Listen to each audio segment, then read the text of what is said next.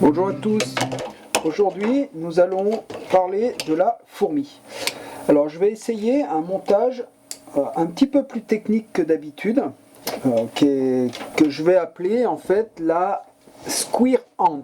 Pourquoi la squirrel ant? Tout simplement parce qu'en anglais squirrel, donc c'est l'écureuil, et ant, la fourmi. Donc vous l'avez compris, c'est deux matériaux qu'on va utiliser ici pour nous faire notre petit montage. Donc la première chose effectivement, c'est que je vais monter sur un hameçon 3, là c'était un numéro 16, du fil de montage noir puisque la majorité des fourmis que nous avons sont noires, et je vais donc tout simplement dans un premier temps venir faire une boule sur l'arrière de mon corps. Vous l'aurez compris, c'est l'abdomen de la fourmi. Donc je fais ma première boule ici, donc il faut que ça soit relativement ressemblant, proportionnel à ce qu'on voit dans la nature, hein. Donc voilà, je viens former ma boule.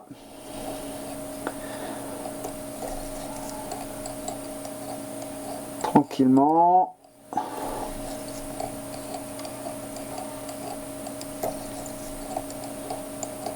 Vous voyez mon abdomen qui est en train de se former.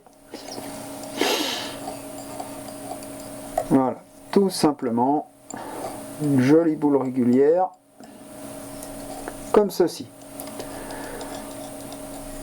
Voilà, et je vais juste quelques millimètres après en faire une deuxième. Alors attention, c'est là, il faut être très prudent. Petit 1, il faut faire la boule légèrement plus petite que celle qui est sur l'arrière.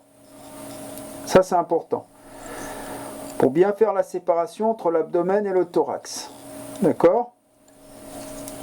Voilà. Et il faut bien laisser l'espacement entre les deux, et penser à laisser l'espace nécessaire pour votre tête.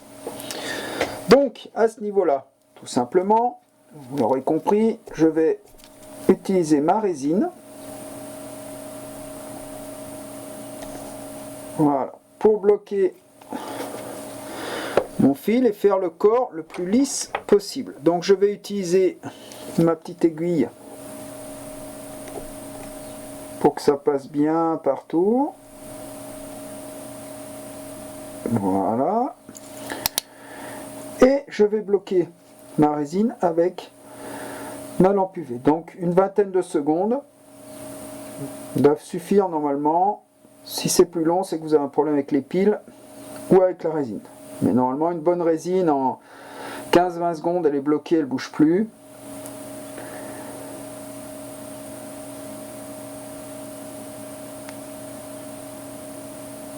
Voilà. Normalement, déjà là. Et voilà, elle est bloquée.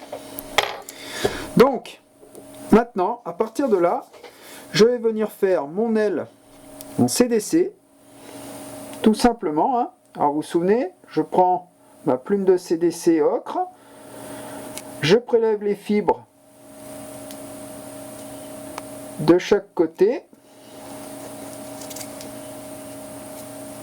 voilà, et je vais venir poser ici mon aile sur le dessus. Alors n'ayez pas peur, l'aile va être retaillée, hein. Là ça va vous paraître un peu gros au départ,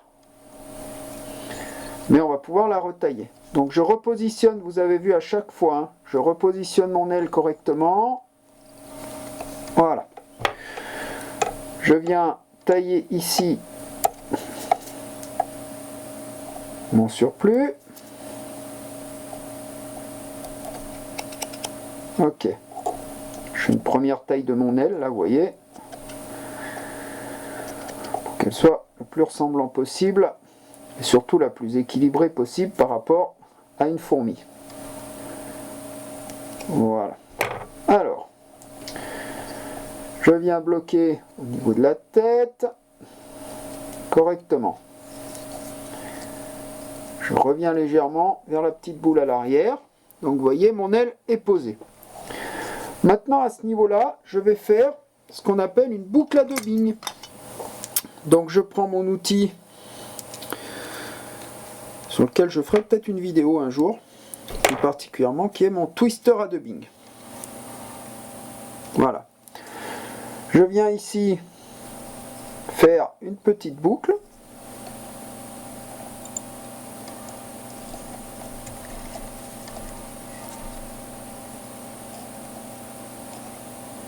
Voilà. Et je viens mettre en attente mon fil de montage. Comme ceci. Je vais faire en sorte que ça ne gêne pas. Voilà. Je vais prélever simplement quelques fibres d'écureuil. Voilà, à l'aide d'une petite pince sur une peau d'écureuil grise.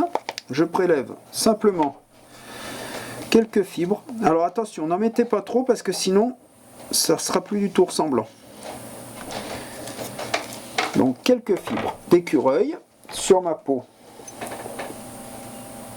Voilà, j'égalise un petit peu comme ceci, que je viens coincer là dans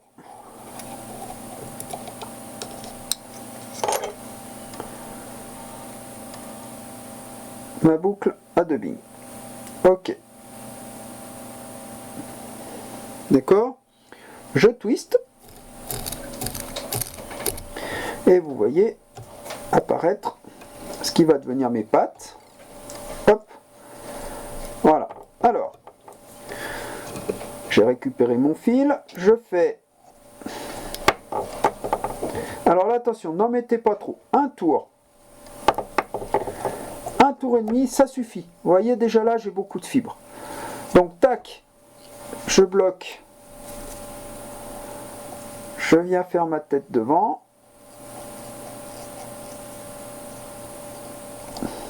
Je viens bloquer ici. Voilà, ma mouche est bientôt terminée. Je fais une petite toilette légère là pour faire ma tête. Ici.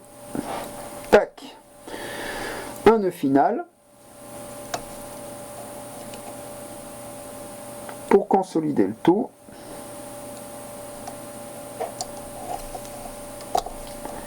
Ma mouche est terminée.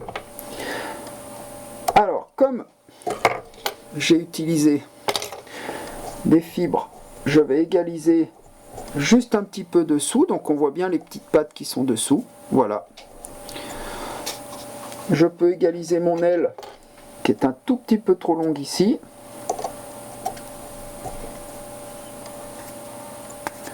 Voilà. Ma mouche est terminée. Prête à pêcher. Bon montage, bonne pêche à tous!